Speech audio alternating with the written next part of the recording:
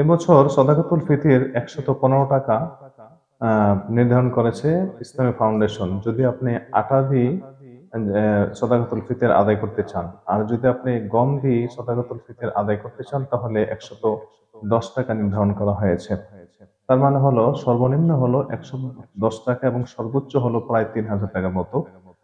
তো প্রশ্ন হলো যে এ তারতম্য কিভাবে হয়ে থাকে এবং কেন হয়ে থাকে? তারতম্য এই জন্য হয়, যেহেতু আহ আমরা জানি যে সদাকাতুল ফিতর বিভিন্ন খাদ্য পণ্য দিয়ে আহ আদায় করা হতো রাসূলের সময় বা সাহাবায়ে কেরামের সময়। সেই হিসেবে আপনার এক একটা পণ্যের এক একটা দাম।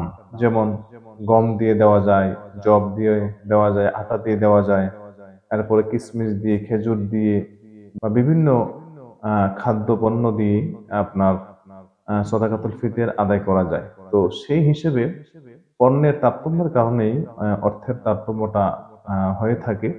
সর্বনিম্নটা না দিয়ে সর্বোচ্চটা দেওয়ার চেষ্টা করবেন। যদি সেটা না হয় তাহলে মাঝামাঝি দেওয়ার চেষ্টা করবেন। এবার আসুন জেনে নেই সদাকাতুল ফিতর আপনি কখন আদায় করবেন। সদাকাতুল ফিতরের মূল উদ্দেশ্য হলো যে আমরা রোজা পালন করার ক্ষেত্রে যে আমাদের ত্রুটি হয়েছে, ওই ত্রুটিগুলিকে পরিপূর্ণ করা। সদাকাতুল ফিতরের মাধ্যমে আল্লাহ সুবহানাহু ওয়া তাআলা মুমিন ব্যক্তির রোজার যে ত্রুটি হয়েছে, আমরা নিজেদের অসাবধানতায় অথবা নিজেদের অনিচ্ছায় যেই ত্রুটিগুলো আমাদের মাঝে সংঘটিত হয়েছে, ওই ত্রুটিগুলোকে ত্রুটিমুক্ত করার জন্যই মূলত সদাকাতুল ফিতর ওয়াজিব করা হয়েছে। আরেকটি উদ্দেশ্য হলো এই সদাকাতুল ফিতরের মাধ্যমে যেন গরিব এতিম মিসকিন যারা আছে, অসহায় যারা রয়েছে, অধিকার বঞ্চিত যারা রয়েছে, তারা যেন ঈদের আনন্দটা ভাগ করে নিতে পারে। কারণ হলো আমাদের সমাজে অনেক গরিব মানুষ রয়েছে যারা তাদের অর্থের অভাবের কারণে ভালো কিছু খেতে পারে না ঈদের দিনেও, ভালো কিছু করতে পারে না ঈদের সময়েও। তো যেন মুসলিম সমাজে আনন্দটা ভাগাভাগি হয়ে যায় গরিব থেকে ধনী সবার মাঝে, এই জন্য মূলত সদাকাতুল ফিতর ওয়াজিব করা হয়েছে। তো আপনি সদাকাতুল ফিতর যদি আপনি আদায় করতে চান, তাহলে অবশ্যই আপনার শাওয়াল মাসের চাঁদ ওঠার আগেই আপনাকে সদাকাতুল ফিতর আদায় করতে হবে। এটা হলো সর্বোত্তম। এছাড়াও বলা হয়েছে যে ঈদগাহে যাওয়ার আগে সদাকাতুল ফিতর আদায় করা যায়, অথবা ঈদগাহ থেকে এসেও সদাকাতুল ফিতর আদায় করা যায়। তবে ঈদগাহ থেকে এসে যদি কেউ সদাকাতুল ফিতর আদায় করে, তাহলে এটা সাধারণ দান হিসেবে বিবেচিত হবে। কারণ হলো যে উদ্দেশ্যে সদাকাতুল ফিতরকে আপনার ওয়াজিব করা হয়েছে, সেই উদ্দেশ্য কিন্তু আসলে হাসিল হচ্ছে না। এবার আসুন জেনে নেই সদাকাতুল ফিতর কাকে কি পরিমাণ দিবেন। আপনি যদি সদাকাতুল ফিতর একজনকে দিতে চান তাহলে দিতে পারবেন, কোনো সমস্যা নেই। আর অল্প অল্প করেও দিতে পারেন, কোনো সমস্যা নেই। খাবারও দিতে পারেন, অর্থ দিতে পারেন, কোনো সমস্যা নেই। কেউ কেউ বলে থাকেন যে খাবারে দিতে হবে, গম, যব, কিশমিশ এগুলো দিতে হবে, অর্থ দিলে হবে না। এটা আমি ব্যক্তিগতভাবে মনে করি যে এটা ভুল সিদ্ধান্ত এবং এটা ভুল মাসআলা। কারণ হলো এখন বর্তমানে টাকা দিয়ে সবই পাওয়া যায়। টাকা দিলে সে তার খাদ্য কিনতে পারবে, আহ, তার পোশাকও কিনতে পারবে, তার প্রয়োজনীয় যে কোনো জিনিসই কিনতে পারবে। সুতরাং আপনি খাদ্য দিলেন, টাকা দিলেন না, বা একটা জিনিস সে লাভ করার সুযোগ হলো। আর যদি আপনি টাকা দিয়ে দেন, তাহলে সে টাকা দিয়ে সে খাবারও কিনতে পারবে, সে কাপড়ও কিনতে পারবে, যা ইচ্ছা তা করতে পারবে। যদি আপনি এই কথাই বলে থাকেন যে রাসূলের যুগে বা রাসূল সাল্লাল্লাহু আলাইহি সাল্লাম খাদ্য দিয়ে সদাকাতুল ফিতর আদায় করেছেন, তাহলে আমি বলবো রাসূলুল্লাহ সাল্লাল্লাহু আলাইহি সাল্লাম তো আরবিতে কথা বলতেন। আপনি কি কখনো আরবিতে কথা বলেছেন? রাসূলুল্লাহ সাল্লাল্লাহু আলাইহি সাল্লাম সবসময় আরবিতে কথা বলেছেন, তাহলে সেই দৃষ্টিকোণ থেকে কিন্তু আরবিতে কথা বলা সুন্নত আমরা বলতে পারি না।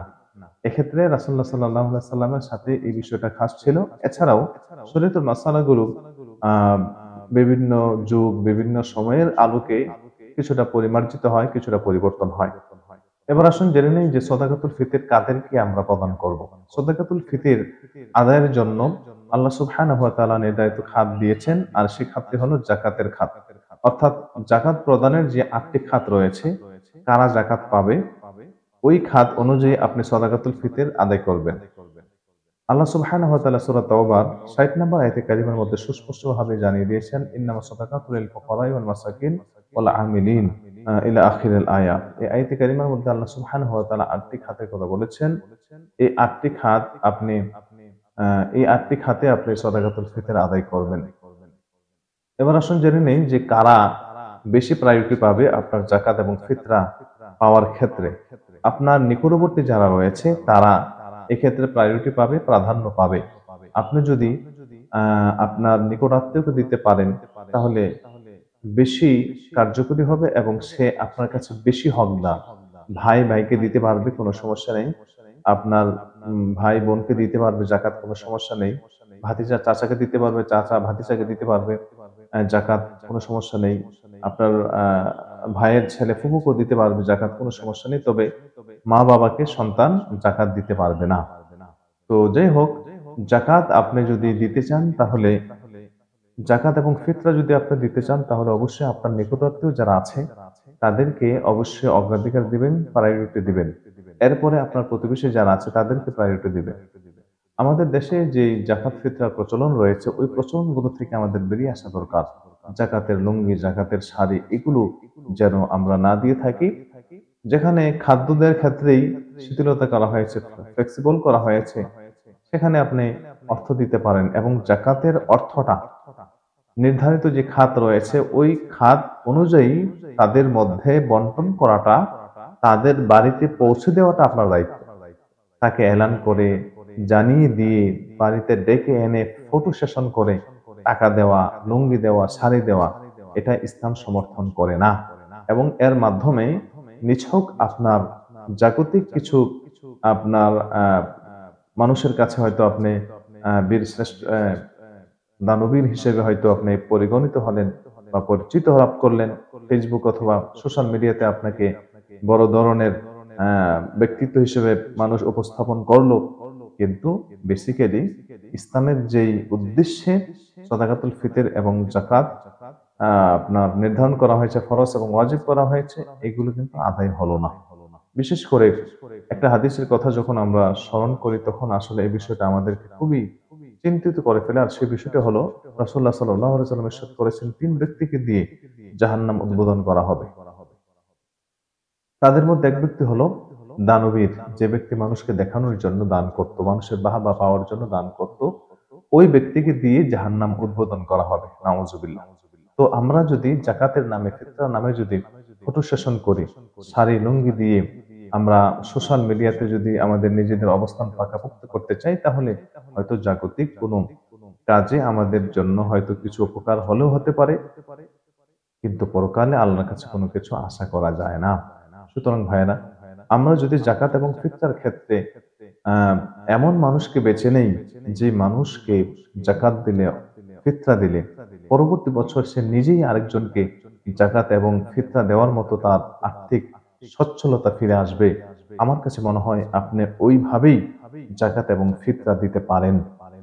ধরেন একজন মানুষ, সে দিনমজুর, সে হয়তো প্রতিদিন আপনার কাজ করলে সে খেতে পারে, না হলে খেতে পারে না, এমন লোককে আপনি একটা অটোরিক্সা কিনে দিলেন, এমন লোককে ক্ষুদ্র একটা ব্যবসার অর্থ আপনাকে দিয়ে দিলেন। আপনি এমনও করতে পারেন যে আপনার এক বছরের জাকাতের অর্থ আপনি একজনকে বাছাই করে দিলেন, যার কারণে পরবর্তী বছর আর তাকে মানুষের কাছে হাত পাততে হবে না, তার সমৃদ্ধি ফিরে আসবে, তার সচ্ছলতা ফিরে আসবে।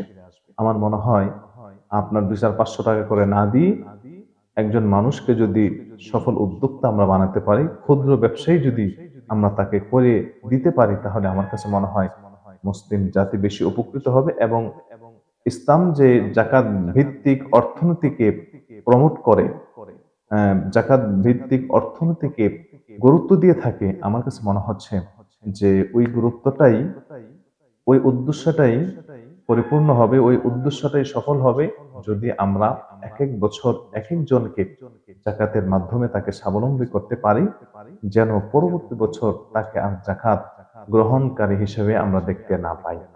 তাই আসুন আমরা জাকাত প্রদানের ক্ষেত্রে, ফিতরা প্রদানের ক্ষেত্রে এই নীতির অবলম্বন করি। আল্লাহ তাআলা আমাদেরকে তৌফিক দান করুন, আমিন। আসসালামু আলাইকুম ওয়া রাহমাতুল্লাহি ওয়া বারাকাতুহু।